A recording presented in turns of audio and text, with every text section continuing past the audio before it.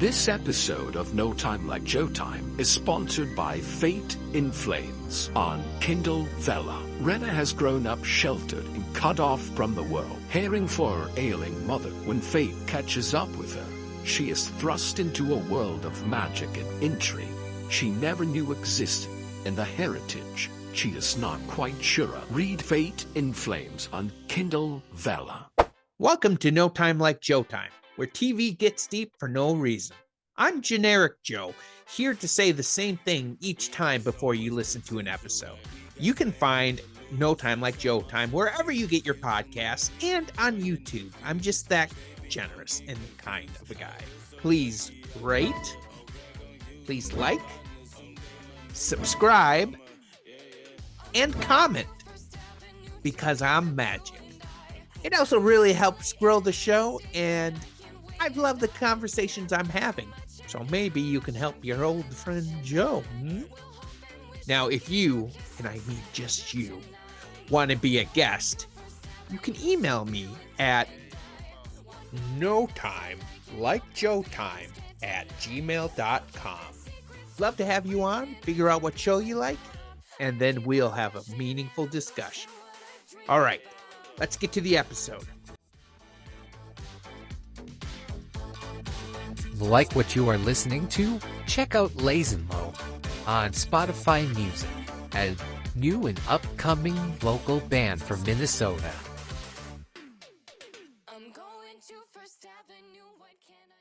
Welcome to No Time Like Joe Time, where we crash our car into media in the parking lot and take life lessons from the dinged shows. I'm your host, Joe Johnson, and today I'm looking at Bob's Burgers. Each week I have a new guest on the show to help me discuss those episodes. Today I have a wonderful person on. She's guaranteed to brighten your day.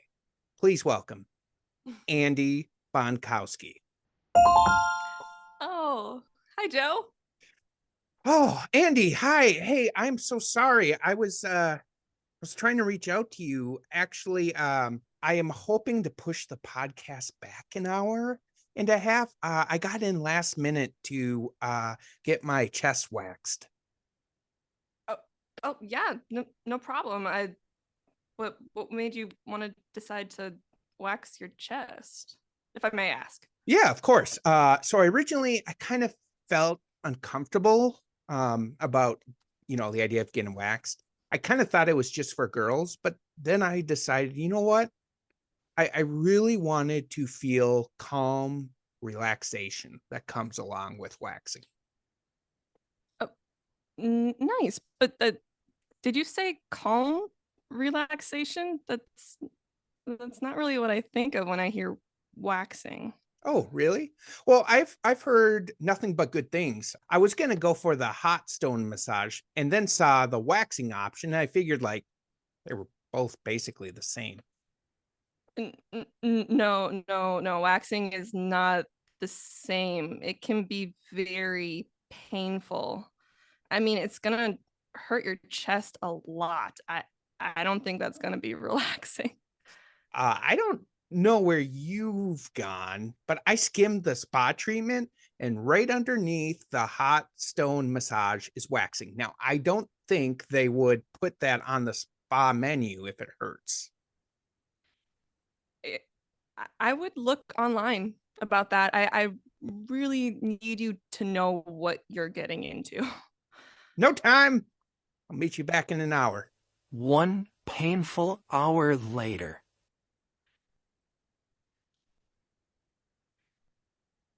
Joe, are you okay?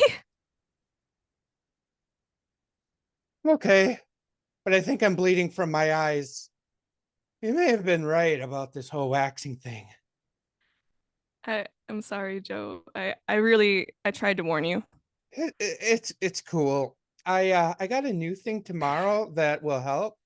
I'm getting to go to the doctor for pro state of mind. He just calls it prostate. Do you mean prostate? Yep. Are you getting a prostate exam? Yep. I can't wait for the calm. Joe, Please look up prostate exam, please. Okay, just let me. Oh God!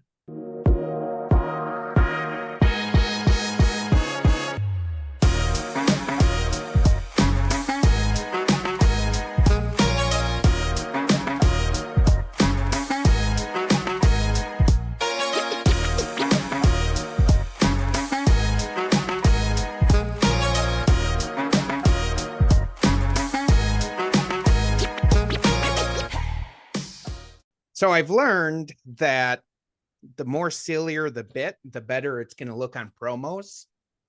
And this wasn't too bad because I know you, but I've been getting some guests to come on, and I have no idea why they're coming on. But I had one guy who he's got his own prop studio. He's worked with like Marvel films, Disney films, Tonight Show with Jimmy Fallon. Wow. I've had an like author on. She was a professor for like 15 years, had a bunch of academic publishing. That one I was nervous because she was the first person I knew, and I was like, "You want to do the script with?" I was so nervous. But she was really into improv, but I was so nervous that one of the bits is, so we did the Andy Griffith show, and one of the scenes was Barney Fi was like pretending he knew everything when he knew nothing. And so that was kind of the bit. So I was upselling myself. And one of my lines was, nice to have a fellow professor on here. And then it was like professor of like the mic or something dumb. And she was so like, her line was, oh, I know you're a professor, but she was so like good at it. She was like, oh, you are a professor. I was like, no, not really. It's just part of the joke. And she goes, I know, that's the script. She really sold it. Yeah. That's and then, awesome. Then there was the one where I came out as a WWE wrestler. You can't see it. It's a wig. I can't see. There we go. Oh, nice. I love it. So commitment all the way. For sure. But yeah, I have to say the number one show that is always requested is Bob's Burgers. Like it's the most like I'll either get like, oh, I want this show or a list of shows. And Bob's Burgers shows up. If anybody gives me a list, there's 99% chance Bob's Burgers is going to be in there. So have you watched The Great North? I have not, but is it by the same animation company? Okay. Yep. It's somebody told me it's basically Bob's Burgers, but they're in Alaska. Okay, I like that. So it's been pretty good. One thing before we get started and start talking about these clips is I always like to ask each guest what your history is with the show and why you chose it. So what's your history with Bob's Burgers? When did you start watching it and why did you want to pick it? Oh my gosh. I started watching Bob's Burgers probably when I was a teenager, for sure. And I really enjoy dry, very witty, quick humor. I love the awkwardness of it. I love the dynamics between the family of like Linda and Bob, their marriage, but also their relationship with their kids is so perfect. And it is just like I know once I put it on the TV, it will always bring a smile to my face every time. So nice. That's awesome. Yeah, big fan. I remember watching the first episode and I was unsure about it when it first came on because I'm like, this animation looks pretty clunky. I don't know, but like by the end of the first episode, I'm like, I think there's something here. I think there's something good. And my favorite character instantly became Tina.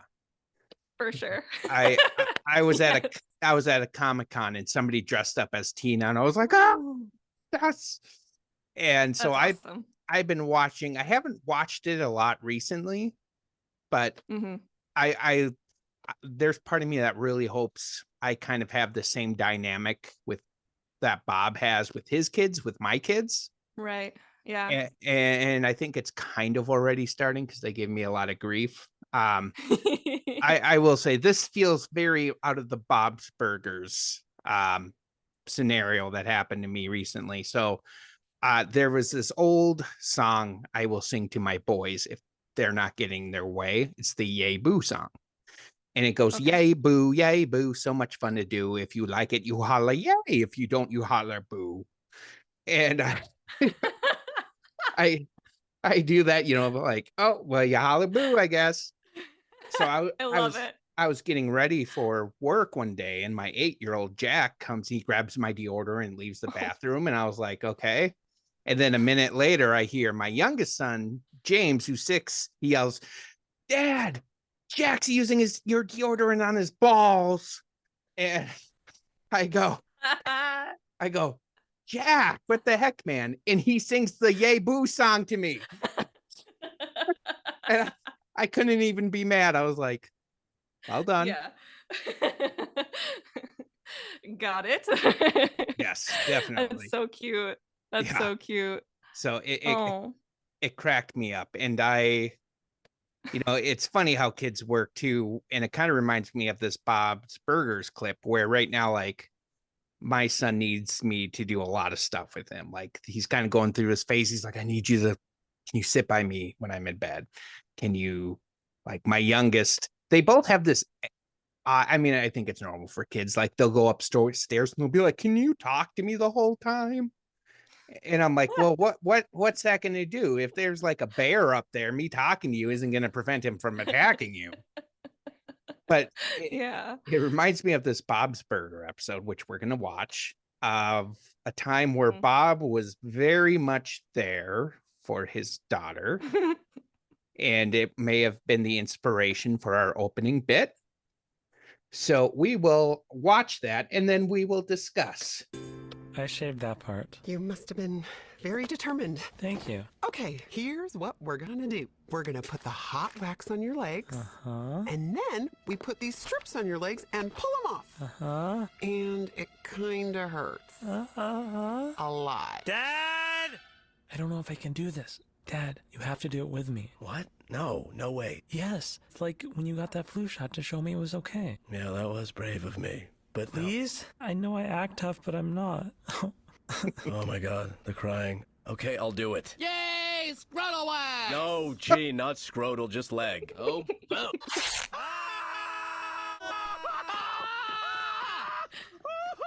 Oh gosh, that is Amazing. commitment. And there's so many things I like about that. One, I feel like that perfectly captures Gene's character. Oh, for sure. Yeah. Yeah. And Scrotal wax. that killed me. And then, like, I love Tina's, I know I act tough, but I'm really not. Just, It's so good. Me and my siblings, we like to like assign characters to each other. So Yeah. I have a younger brother and sister, and they say that I would be Gene in the group, and then Caden, my younger brother, would be Tina, and my youngest sister would probably be Louise. So gotcha. The only I would definitely reason be the Gene. the only reason I'm gonna say I can see this, and I'm gonna embarrass you a little bit, is when no. we were working at Foxtrot, I was talking to you, and there was another girl there about your age, and you both Yeah. ran out with your arms straight back, and I was like, "What did I just watch?" And so later on, I came to you, and I'm like, "Hey, is this something I don't know about?" And you're like, "Oh, that's the anime run. That's why you run fast." I was like, "Oh, okay." And Well, what's funny is that I don't remember that, but I totally believe that happening. Like, Well, that 'cause- definitely happened. Oh, it's just funny because there was like a little bit of a glass window, and I see you both leave, and then both of you running the same way, and I was just like, so it shows my age. I was like, what are you kids doing? I never really know what I'm doing. So have you ever had a time where, like, have you ever committed that much to a friend, or had a friend commit that much to you? And we can hold off on some talk until the next clip if you want. So, Huh. I mean, I will have to bring up my fiance. I feel like he is definitely a commit to the bit kind of person. nice. And that's something I really appreciate about him. Yeah. I mean, I'm sure if I wanted to go get my legs waxed, like he would too, just to be there That's with awesome. me and endure it. And I think as like Bob, as this character, as like a dad to his kids, it's so refreshing to see in like adult animation where like the father really just Yeah. wants the best for his kids and Yeah. cares about them and will do anything for them. And I hate to be a little bit of a romantic, but I see that in Rob, where he would 1000% do that for our daughter or anything like that. So That's I totally that's yeah. amazing. That should be like find somebody who will be willing to get waxed with you like Bob. Yes, that's the standard. That's a new standard. No, Yes. that's great. I think having that commitment to someone is like, it goes a long ways. Because I mean, I think about how easy it could have been for Bob to just say, no, you said you were going to do this. You have to Right. commit. And Right. I do love when she was like, it's the time you got the flu shot to show me it was okay. And he was like, I was pretty brave. It's so good. No, Yeah. I do like Yeah. your point. You're right, especially in animation. Usually the gag is like the dad, isn't really there. I mean, Homer's half-assed. Peter Griffin's pretty Right. much non-existent.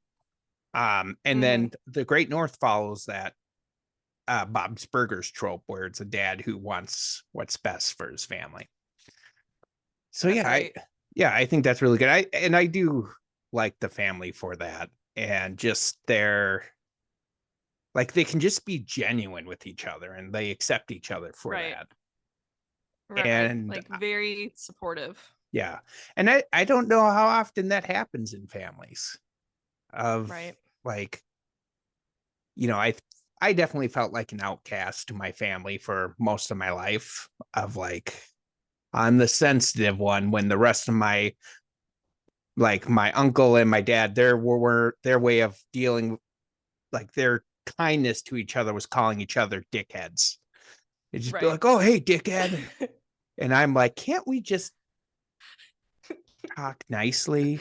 Can I call Say you hello. buddy? So, but yeah, Yeah.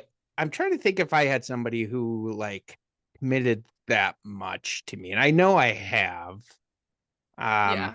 I think my person, his name was Nathaniel. He was my manager who brought me into leadership, and he was just by my side helping me grow, and he took on a lot of fire to get me where I was. Like, a lot of people didn't feel like I was ready, and he was like, no, Joe's the guy. He's the guy. And he got me into that position because he was just determined. Mm-hmm. And so that oh, you definitely carried that mindset from him, like having worked under you. Definitely you, like, it was ride or die, like just making sure that I had everything I need to be successful and setting me up for success, and then wanting me to stay with the company. And I appreciate that from the bottom of my heart. Like, no, thank you. You it should be a compliment to Nathaniel that you carried that legacy like from him. That for is sure. the greatest Experience. compliment I can receive. Yes, definitely a huge influence. And I love that you say that, because that example Bob just did for his kids, they're going to bring that to their kids. Right.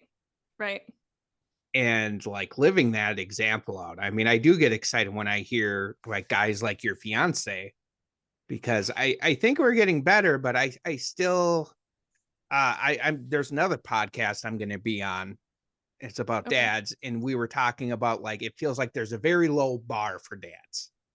Yes. Yes. He was telling me about like he goes to the park with his kids, and everybody's like, "Oh, is your wife at work?"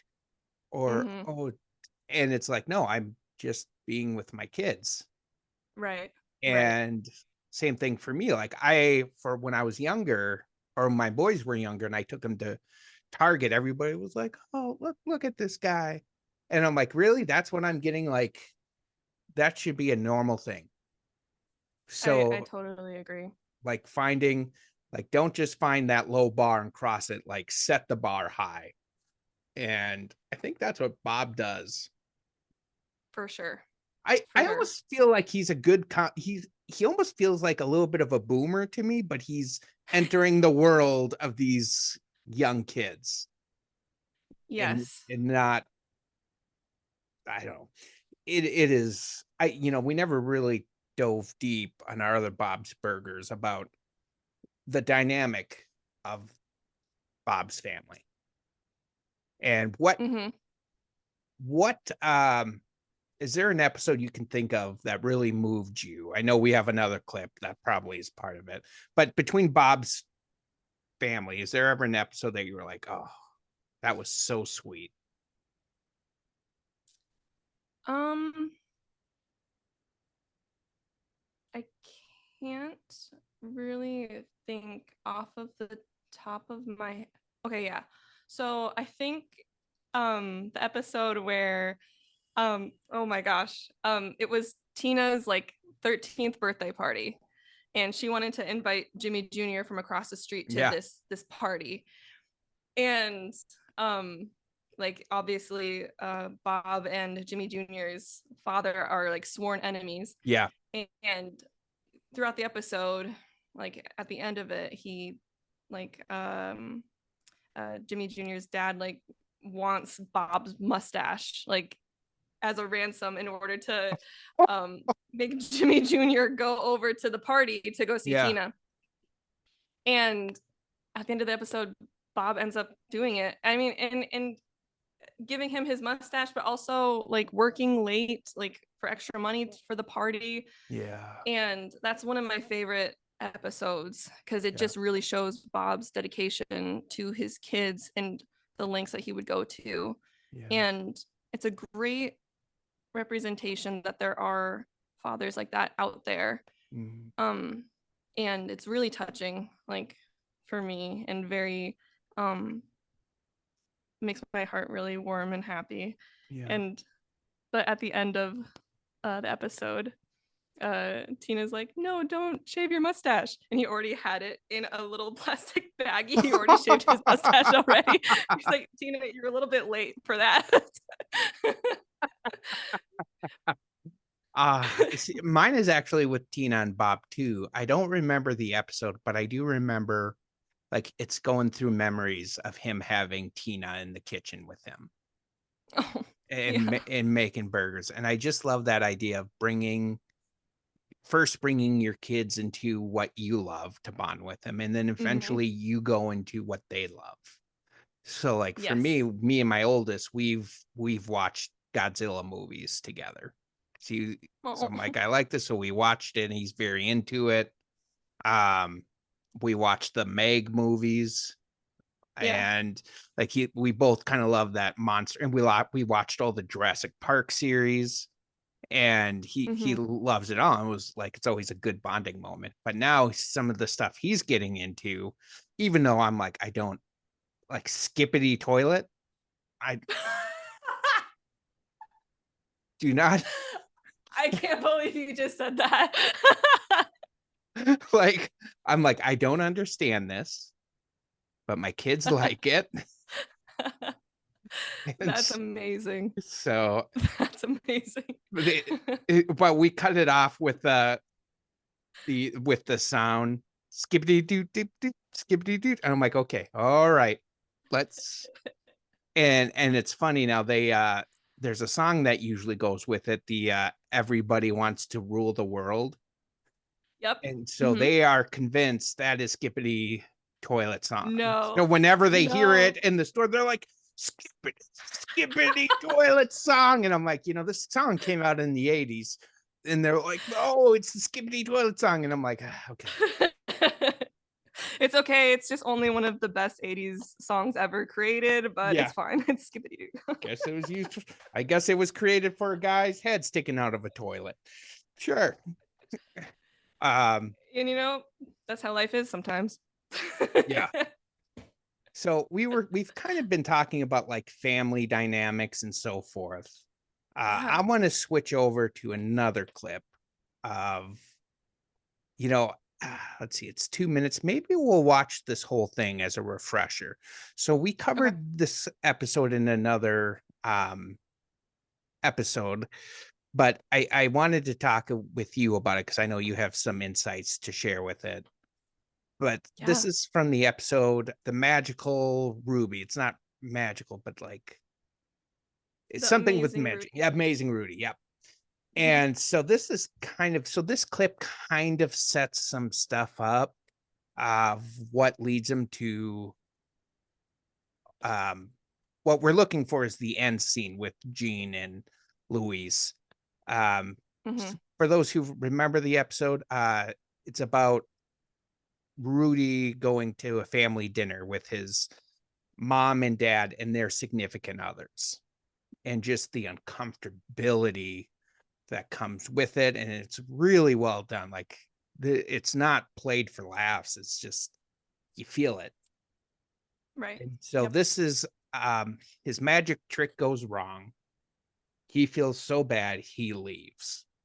And so these are just some quick takes of what happens to the end. So we'll watch that.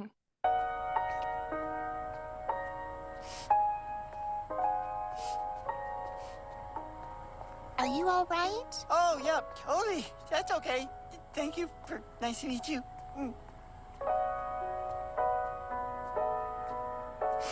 And good night to you. And good night to you. And good night to you. And good night to you. And good night to you. And to you, Kevin. Come in! I mean, actually, don't come in. We're coming out. I gotta go take the soup of lasagna out of the oven. What happened to your dinner thing? You get stood up? Oh, it got moved around. Great. Now you can have gross lasagna with us. Yeah, go on up. Did your parents drop you off? Oh, yep. Yeah, they dropped me off. Okay, I'll just finish by myself. Great idea, Dad. That's why you're the boss. Rudy, reaction. One word, groundbreaking. It's definitely better than what I ordered.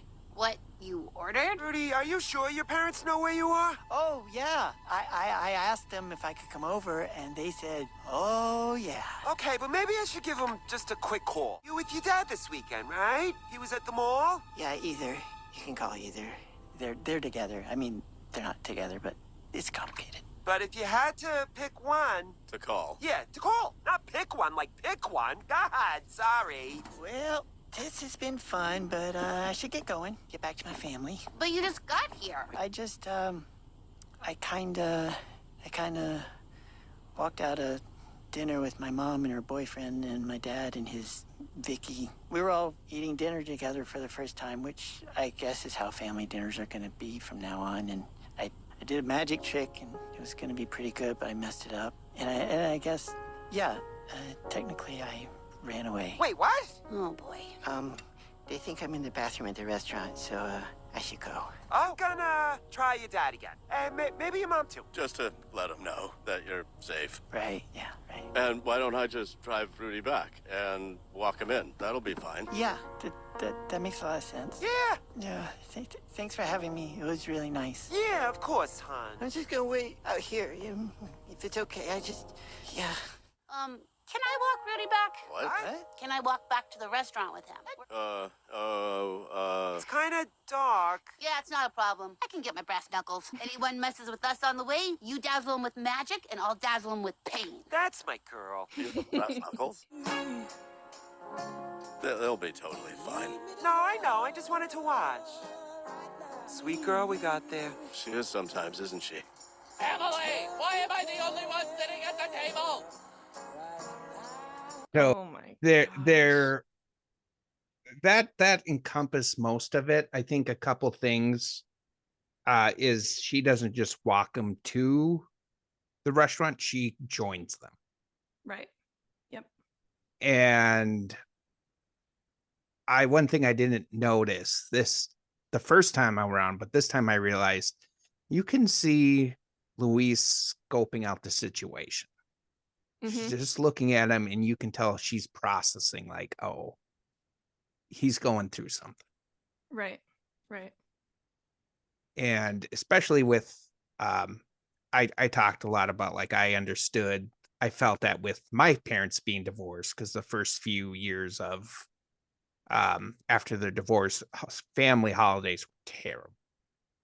I can imagine. And it got to a point for a while I didn't go because it was just so uncomfortable. So I definitely related to that. What was something that stuck out to you with that whole clip?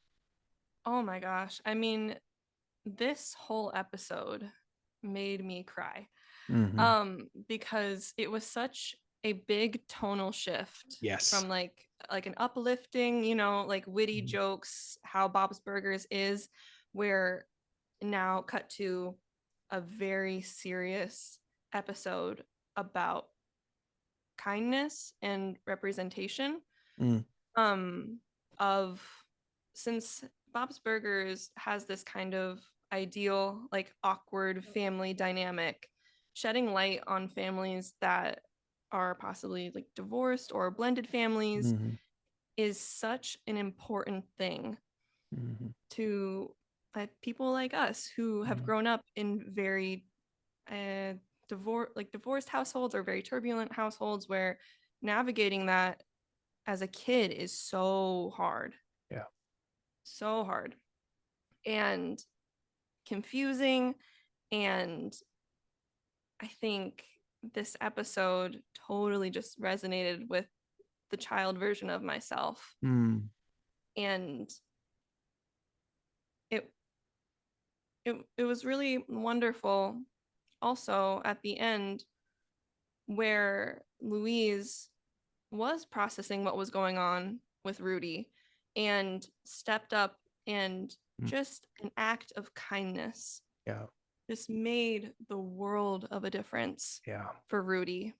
And I can think back to when I was a kid. My friend Maya, she was my first friend growing up, so she was there for all of it. And I really appreciated her because not only her, but her family, her mom and her dad, were so helpful, especially during my mom's divorce. And I hope this isn't too no, this is what this is here for. Right? Okay, no, cool. This is what please. This is great stuff.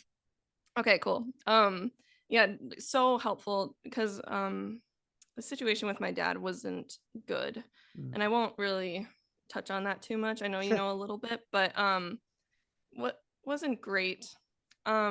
So Maya and her mom and her dad, we would go over to their house for babysitting a lot of the times because my mom was a single working mom, and it took care of us. It took care of me and my siblings like family. And I don't feel like, because of them, I don't feel robbed of those moments as a child. Like, I still had a support system. Wow. And I'm so grateful to Maya and people who will go out of their way to be kind. It makes the world of a difference. Yeah. Yeah. Absolutely. Mr. Rogers covers a couple things. One of them is he always talked about, his mom always said, in times of trouble, there are always helpers.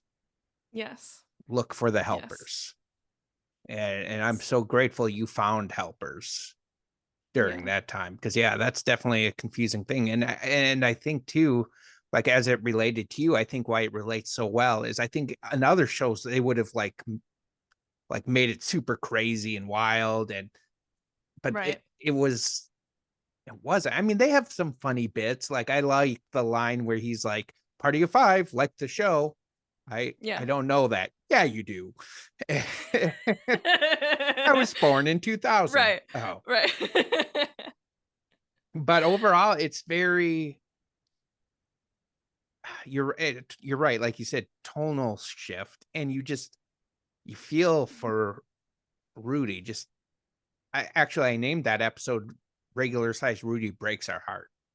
Yeah. Because it is heartbreaking to see him go through that, and to try to mask the pain when he's walking by the lady. I think we've all had that, and it's tricky too, because I know for me, like I was fortunate enough, like my parents divorced when I was out of the house, and I think that made it easier.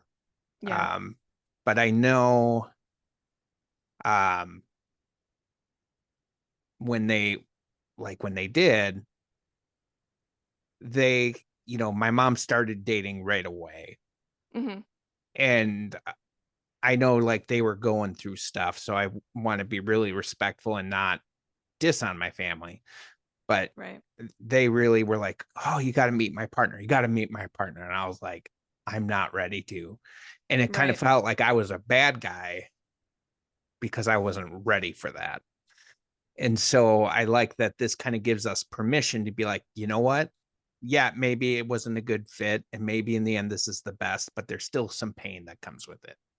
Absolutely. Yeah, I went through the same thing when my parents got divorced. My mom met my wonderful stepdad, Brad. Very and another he would be another one of those people that I'm really grateful for, like helpers for the whole situation, because he was above and beyond like helpful to my mom during that process, and they like were just dating, and he didn't have to like go out of his way to like come to be a chaperone like at my school and like just be this father figure for me, but he did.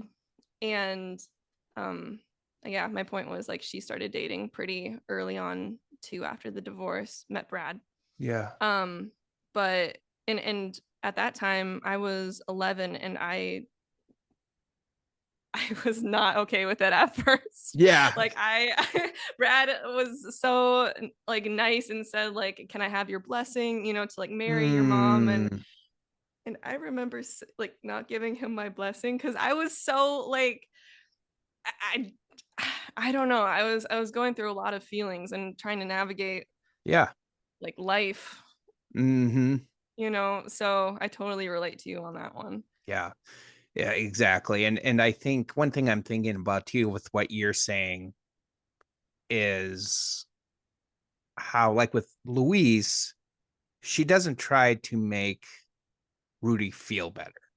Like she's not like, "Hey, it's going to be okay, buddy." She just is with him. And I think that's a lot of impact that you experience. Wasn't people coming and being like, "Hey, Andy, it's going to be okay. It's not your." They took you in. They went to chapel.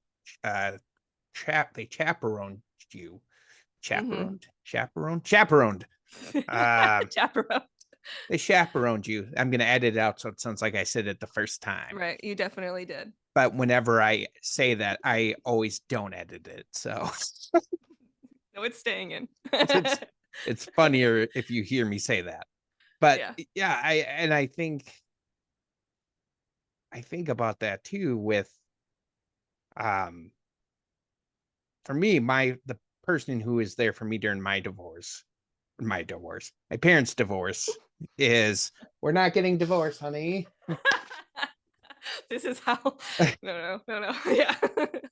But his name was Derek. And he was such a supportive friend. I think the moment that stands out the most. So I was at my church, and it was this moment of like, this is a place where my family used to be whole. Mm-hmm. And like during my parents' divorce, like they were all, it was messy, it was bad. And in 1 month, I had both my parents, my mom kind of say like, hey, I'm just not doing well. I can't be your mom right now. And my grandparents telling me like, your dad's in the tough place. He just can't be there for you right now. And my brother was unable to deal with the situation. So he was just with his wife. And I felt so alone during that time. Right. Yeah. And so I was at this church and I was like near tears, just looking in. I'm like, I need anybody to say anything to me. I want somebody to just say, hey, you okay? Anything. They could have even said, excuse me. And I would have been like, it's not going well. But like nobody said anything. Nobody stopped. And I was like, I'm just going to leave. And I turn and Derek's coming in. He doesn't know anything that's going on. He comes right up to me and hugs me. Oh. And I was like, I needed that. And he was like, oh, yeah. And I'm like, yeah, I'm not doing well. He's like, all right, let's get out of here. And so we went out, and just he was continuously there as a support. And just those little moments that you don't think, it's almost always those little moments you don't think will be it. But those are like the defining moments for us. Exactly. And one thing I'm trying to teach people who I work with, my biggest regret growing up is not realizing I could make a difference. Always feeling like, no, I don't matter. I can't do anything. And so, yeah, I hope people listening to this maybe think of somebody in their life who's like, oh, maybe I can just walk beside them. I think my favorite, what I always talk to people about who are going through it, it's tempting just to be like, hey, everything's going to be okay. Renee Brown has a great video on empathy where it's like, sympathy is like, oh, you had a miscarriage, at least you can get pregnant. Or, oh, like, your marriage is falling apart, at least you have a marriage. Like trying to find silver lining.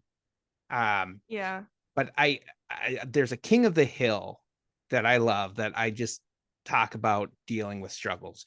And so the whole scene is, quick recap, there's a character named Boomhauer. He's a huge ladies man. He like sleeps with a new girl every week. And then there's Bill, who's just this loser, and there's a girl who goes jogging every day, and he's like, I want to talk to her. So he decides to dig into the road to create a bunch of potholes so she'll trip and fall so he can help her. And she does. So he tries to go help her, but he keeps tripping over everything. Can't get to her. And then Boomhauer comes and gets her and goes in, and like he gets with her. And so Bill's furious. Well, Boomhauer ends up falling for this girl. He falls in love with her, but he's just one guy on her list. He means nothing to her. So at the end, like midway through, he goes to her house to propose to her, and there's another guy there, and they just like laugh at him. And so then Boomhauer's in this depressed state, and like Hank and Dale, his two married friends, are trying to get him out of the funk. They take him to a cross guard lady, and they're like, okay, go do your magic. And then like he talks to her, and they're coming back to the car, and they're like, oh, they're coming back to make out, pretend like you're asleep. But she's like, just get this poor guy home. So Boomhauer is just at this terrible place. Hank and Dale are just like, they're there. And then Bill comes busting in. He's like, you amateurs. And he takes Boomhauer out, and they go to the football field. And Bill says, right now you're in a tunnel. There's a light coming towards you, and it's filled with heartache. The only thing you can do is let it hit you. And then you find your legs and you try to walk out. And I think that's so true. Like sometimes we just get hit, and there's no dodging it. There's nothing. It's just you are hit, and you just hope there's somebody who's going to walk out of that tunnel with you. Yeah. I lately what has been helping me with hard and difficult situations is the only way out is through. So just, whatever comes my way, just get through it, and another day will come. Yeah. And everything will be okay. Anticipating, life is going to be a roller coaster. Yeah. And it's not going to be static. So just knowing that the only way out is through, and you become a better person for it because you experienced it. Yeah, exactly. And I think too, a lot of beauty can come out of that pain. Yeah, no doubt. I mean, my guess is somebody on Bob's Burger staff experienced something like this. For sure. And they brought that pain to the show, which helped others. I know, like, a lot of people I work with, they do a lot of like spoken poetry, or they do rap songs about the pain, and they just create something really beautiful out of this pain. And so I think that's, it's never like, obviously you wish you could go without it, but for me, like, I'm a peer support specialist. I work with people who are in mental health crisis, but I could not have done this without me going through what I went through. Right. And like so empathizing. Yeah, exactly. So yeah, I think I just love, and I love, we didn't totally cover this, but Louise is usually kind of savage. Yes. Yes. Like when she doesn't need to be. Yeah. She is. And she's a fun character. And but I like this, tone shift for her where she does see it. And so, yeah, I just think that's such a cool, both those clips are cool, of like showing family support. And like, it really, I've told this story in the podcast, but this always illustrates the importance of the little moments. Right. So when I was 16, I just got my driver's license, and I went to church to meet my youth director, who I really liked, and huge mentor for me. And I went in, his car was the only car in the parking lot. And I thought to myself, how funny would that be if I hit the car? I did not hit the car. Everybody's faces drop when I do. I'm like, no, I didn't hit it. I just thought it would be funny. And so I pull beside him, giggle to myself. I go in, and I go to him and I go, Matt, what would you do if I ran into your car? And he goes, it's just a car. And that was the first moment I ever realized I was more important than a thing. Wow. And that sticks with me. I've told him this story. He's like, I don't remember it. And I'm like, why would you? To you, that was probably like no big deal. But for me, that was life-changing. That's amazing. Yeah. So those little things, just taking that extra time to listen to somebody, to show interest, to listen to what they're going through. I mean, it's just huge. A simple act of kindness can change somebody's life. Yeah, exactly. Truly. So before we move on to some questions, I always ask, is there anything else you want to cover that you don't feel like we covered?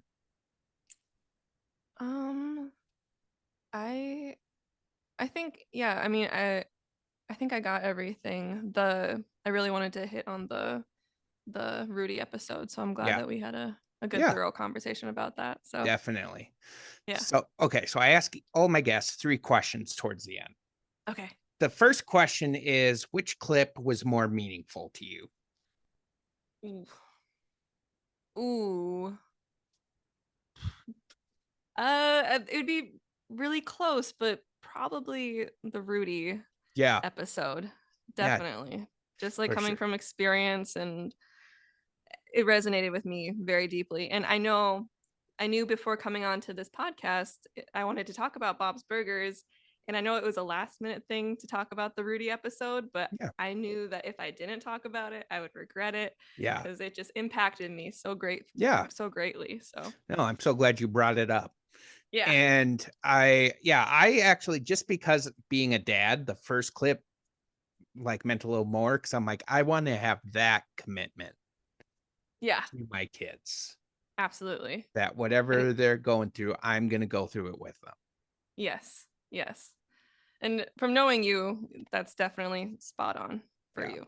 Well, thanks. So, yes. Second question is, which clip did you feel we got the most discussion or meaningful discussion out of?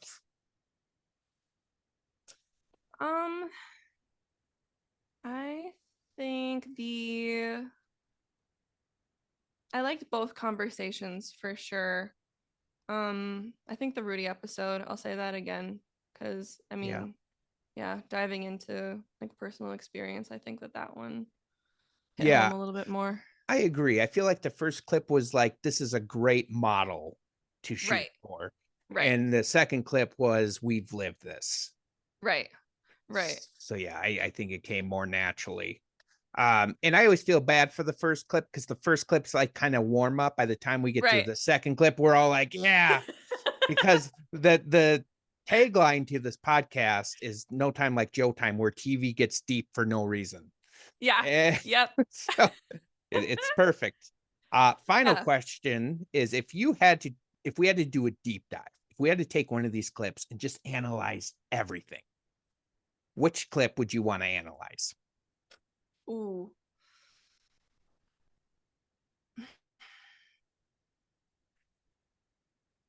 I'll say the first clip that we did. Yeah. Because I think this, like, the first clip can also like be connected to the second clip too, of like having family dynamics and how Bob is kind of this ideal like father figure, and then in the second clip where there's that almost like the absence of it a little bit, and there's different layers to it, but I think I would like to analyze the full first clip, because it's a little bit lighter, it's a little bit more like, funny, but like it is layered, it's deep. Exactly. I would agree with you, because I wouldn't mind touching on like looking at Gene as an example, even though he doesn't know what they're going through. He's not saying, hey, get over it, he's screaming too. And so I just like that idea of like, so good. Even if you don't know what somebody's going through, you can still to a degree meet them. You're like, sounds painful. Oh yeah, for sure. So last thing for you is, so what I usually will tell people for sure, like if anybody watches this episode and they're like, I want to reach out and tell Andie she did great, they can leave comments on the YouTube. But are there the YouTube on the old YouTube? Ye old comment section. Yeah, you ever say something and you're like, wow, I'm old. That was one of those times. Never called it the YouTube before. The YouTube. Yeah. I think I was trying to say on YouTube on the comment. We'll say that. Nope, the YouTube. You were right the first time.